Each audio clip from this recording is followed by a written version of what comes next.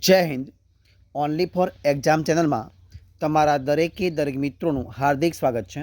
તો આજે આપણે વિડીયોમાં જોઈએ કે ગુજરાતની કોઈ પણ સ્પર્ધાત્મક પરીક્ષા હોય અને એ પરીક્ષાની અંદર પૂછાય એવા ગુજરાત વિશેના જનરલ નોલેજના પ્રશ્નો મિત્રો તમારા સમક્ષ હું લઈને આવ્યો છું. અને એ પણ વેરી મોસ્ટ આઈએમપી પ્રશ્નો છે. અને આપણે દરેક વિડીયોમાં મિત્રો 30 પ્રશ્નો મૂકવાનો પ્રયત્ન કરીએ છીએ. તો વિડીયો પૂરેપૂરો જોજો. અને જે આ વિડીયો છે એ વિડીયો ભાગ નંબર 25 છે કે જેમાં તમને ઘણી બધી મદદરૂપ થશે. તો જોઈએ આપણે શરૂઆત કરીએ. આજના વિડીયોનો પ્રશ્ન એક છે કે રાજપીપળાની જે ટેકરીઓ છે તો એ રાજપીપળાની ટેકરીઓનું સૌથી ઊંચું શિખર કયું છે? તો જવાબ શું આવશે? માથાસર.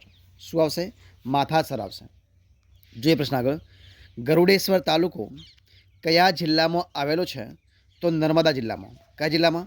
નર્મદા જિલ્લામાં આવેલો છે. જોઈએ પ્રશ્ન આપણે આગળ કે ગુજરાતની વલ્લભી વિદ્યાપીઠના વિકાસમાં કયા રાજવંશનો ફાળો સૌથી વધુ છે? તો જવાબ આવશે મૈત્રક વંશનો. શું આવશે? મૈત્રક વંશનો. જોઈએ પ્રશ્ન આગળ આપણે. તો શું છે પ્રશ્ન કે અણહિલપુર પાટણ કયું? અણહિલપુર પાટણ નામ જેના પરથી પડ્યું તે અણહિલ કોણ હતો? તો મિત્રો જે અણહિલપુર પાટણ જેના નામ પરથી પડ્યું છે એ અણહિલ વનરાજને મદદ કરનાર, જે વનરાજ ચાવડા રાજા હતા એમને મદદ કરનાર એક ભરવાડ હતા. જે પ્રશ્ન આપણે આગળ કે સહસ્ત્રલિંગ તળાવ કોણે બંધાવ્યું હતું? તો એ બંધાવ્યું હતું સિદ્ધરાજ જયસિંહે. કોણે બંધાવ્યું હતું? સિદ્ધરાજ જયસિંહે બંધાવ્યું હતું. ગુજરાતનું પ્રાચીન નામ શું હતું? તો ગુજરાતનું પ્રાચીન નામ હતું આનર્ત પ્રદેશ. કયો? આનર્ત પ્રદેશ. પ્રશ્ન જોઈએ આપણે આગળ કે સોલંકી વંશ પછી કોનું શાસન સ્થપાયું હતું? તો સોલંકી વંશ પછી વાઘેલા વંશનું. કયા વંશનું? વાઘેલા વંશનું શાસન સ્થપાયું હતું. ગુજરાતમાં પેશવાઓનું શાસન કયા વિસ્તારમાં હતું? તો ગુજરાતમાં પેશવાઓનું શાસન મહી નદીની ઉત્તરના પ્રદેશમાં. કઈ જગ્યાએ? મહી નદીની ઉત્તરના પ્રદેશમાં હતું. ચાવડા વંશનો કયો? ચાવડા વંશનો છેલ્લો રાજા કોણ હતો? તો ચાવડા વંશનો છેલ્લો રાજા હતો સામંતસિંહ. કોણ હતો? સામંતસિંહ હતો. અમદાવાદનો મોતીશાહી મહેલ કોણે બંધાવ્યો હતો? તો અમદાવાદનો મોતીશાહી મહેલ એ શાહજહાએ. કોણે? શાહજહાએ બંધાવ્યો હતો. જોઈએ પ્રશ્ન આપણે આગળ કે ગુજરાતમાં સૌપ્રથમ કૃષિ યુનિવર્સિટીની સ્થાપના ક્યો અને ક્યારે થઈ હતી? તો ગુજરાતમાં સૌપ્રથમ કૃષિ યુનિવર્સિટીની સ્થાપના દાંતીવાડામાં અને ક્યારે થઈ હતી? તો ઈસવીસન 1973માં થઈ હતી. પ્રશ્ન આગળ. ગુજરાતમાં અક્ષરધામ મંદિર ક્યાં આવેલું છે? તો મિત્રો ગુજરાતની અંદર અક્ષરધામ મંદિર જે છે એ ક્યાં આવ્યું છે? તો આવેલું છે ગાંધીનગરમાં. ક્યાં આવ્યું છે? ગાંધીનગરમાં આવેલું છે. જોઈએ પ્રશ્ન આપણે આગળ. જો પ્રશ્ન છે આગળ છે કે ગુજરાતની ઉત્તર સરહદે કયો દેશ આવેલો છે? તો ગુજરાતની ઉત્તર સરહદે પાકિસ્તાન. કયો મિત્રો? પાકિસ્તાન દેશ આવેલો છે. અમદાવાદમાં સાબરમતી આશ્રમમાં આવેલા ગાંધીજીના નિવાસસ્થાનનું નામ શું છે?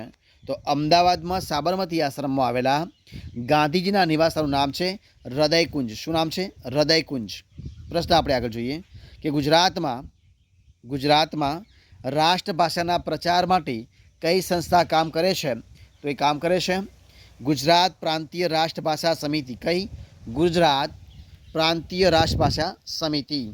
જે પ્રશ્ન આપણે આગળ કે કયો પ્રશ્ન છે કે કયા સંતે પોતાની આખી જિંદગી રક્તપિત્તના દર્દીઓની સેવામાં વિતાવી હતી?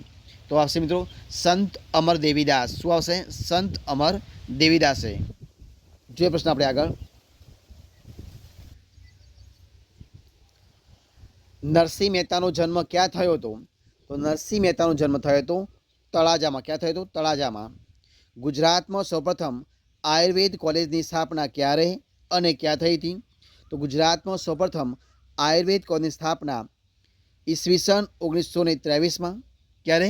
ઈસવીસન 1923માં. અને ક્યાં થઈ હતી મિત્રો? પાટણમાં થઈ હતી. ક્યાં થઈ હતી? પાટણમાં થઈ હતી. જોઈએ પ્રશ્ન આપણે આગળ કે કયા ગુજરાતી મહિલા સ્વાતંત્ર્ય સેનાની MS યુનિવર્સિટી વડોદરાના કુલપતિ બન્યા હતા? તો એ બંને હતા ડૉક્ટર હંસા મહેતા. કોણ બન્યા હતા? ડૉક્ટર હંસા મહેતા. કયું વિશ્વવિદ્યાલય ગાંધી વિચારધારા મુજબ કાર્યરત છે? તો આવશે ગુજરાત વિદ્યાપીઠ. કોણ આવશે? ગુજરાત વિદ્યાપીઠ. જોઈએ પ્રશ્ન આપણે આગળ કે ભારતીય ભૂમિ સેનાના પ્રથમ ગુજરાતી ફિલ્ડ માર્શલ કોણ હતા? તો એ હતા જનરલ માણેક શાહ. કોણ હતા? જનરલ માણેક શાહ. જોઈએ પ્રશ્ન આપણે આગળ કે શેક્સપિયરના નાટક જેનું નામ છે હેમ્લેટ પૃથ્વીચંદ્રમાં ભાષાંતર કોણે કર્યું હતું? તો શેક્સપિયરના જેનું નાટક છે જેનું નામ છે હેમ્લેટ એ પૃથ્વીચંદ્રમાં ભાષાંતર કર્યું હતું હંસાબેન મહેતાએ. કોણે કર્યું હતું? હંસાબેન મહેતાએ કર્યું હતું. ગુજરાતના કયા જિલ્લામાંથી બોક્સાઇટ મળે છે? તો ગુજરાતના જે જામનગર જિલ્લો છે એ જામનગર જિલ્લામાંથી બોક્સાઇટ મળે છે. જોઈએ પ્રશ્ન આપણે આગળ કે અમદાવાદમાં શું આવશે? અમદાવાદમાં પ્રથમ લો કોલેજની સ્થાપના કોણે કરી હતી? તો અમદાવાદમાં પ્રથમ લો કોલેજની સ્થાપના કરી હતી સર લલ્લુભાઈ આસારામ શાહે. કોણે કરી હતી? સર લલ્લુભાઈ આસારામ શાહે કરી હતી. કયા ગુજરાતી ઇંગ્લેન્ડની ઉમરાવ સભાના સભ્ય નિયુક્ત થયા હતા? તો લોર્ડ મેઘનાથ દેસાઈ. કોણ? લોર્ડ મેઘનાથ દેસાઈ. જોઈએ પ્રશ્ન આપણે આગળ કે અમદાવાદમાં પ્રથમ આયુર્વેદિક કોલેજની સ્થાપના કોણે કરી હતી? તો અમદાવાદની અંદર પ્રથમ આયુર્વેદિક કોલેજની સ્થાપના કરી હતી ભિક્ષુ અખંડ આનંદે. કોણે કરી હતી? ભિક્ષુ અખંડ આનંદે કરી હતી. જોઈએ પ્રશ્ન આગળ કે લંડનમાં ઇન્ડિયન હોમ રૂલ સોસાયટીની સ્થાપના કોણે કરી હતી? તો એ કરી હતી શ્યામજી કૃષ્ણ વર્માએ. કોણે કરી હતી? શ્યામજી કૃષ્ણ વર્માએ કરી હતી. જોઈએ પ્રશ્ન આપણે આગળ કે સંતરામ મહારાજનું પ્રખ્યાત સંતરામ મંદિર ક્યાં આવેલું છે? તો મિત્રો આવ્યું છે નડિયાદમાં. ક્યાં આવ્યું છે? નડિયાદમાં આવેલું છે. ગુજરાતમાં કયા ઉદ્યોગપતિએ કેલિકો મિલ એટલે કે અમદાવાદની જે મિલ છે જેનું નામ છે કેલિકો મિલની સ્થાપના કરી હતી? તો મિત્રો કરી હતી અંબાલાલ સારાભાઈએ. કોણે કરી હતી? અંબાલાલ સારાભાઈએ કરી હતી. જોઈએ પ્રશ્ન આગળ અને આ વિડીયોનો છેલ્લો પ્રશ્ન ગુજરાત પ્રવાસ ઉદ્યોગના એમ્બેસેડર તરીકે કોની નિયુક્તિ કરવામાં આવી હતી? તો મિત્રો આવી હતી અમિતાભ બચ્ચનની. કોની? અમિતાભ બચ્ચનની. તો મિત્રો અહીંયા જે આપણે દરરોજ 30 પ્રશ્નો વિડીયો મૂકીએ છીએ એ વિડીયો સંપૂર્ણપણે આપણે અહીંયા પૂરો કરીએ છીએ. જો તમને મારો વિડીયો ગમ્યો હોય, પસંદ આવ્યો હોય તો એને લાઇક કરો, કોમેન્ટ કરો, તમારા મિત્રોને વિડીયો શેર કરો અને છેલ્લે ચેનલમાં નવા હોય, ચેનલ સબસ્ક્રાઈબ ન કરી હોય તો એને સબસ્ક્રાઈબ કરવાનું ભૂલશો નહીં. મારા વિડીયોને પહેલાંથી છેલ્લા સુધી જોવા માટે તમારા દરેક મિત્રોનો હું દિલથી ખૂબ ખૂબ આભાર માનું છું. ફરી મળીશું એક નવા વિડીયો સાથે, નવા ટોપિક સાથે. ત્યાં સુધી બની રહો. જય હિન્દ, જય ભારત, બેસ્ટ ઓફ લક.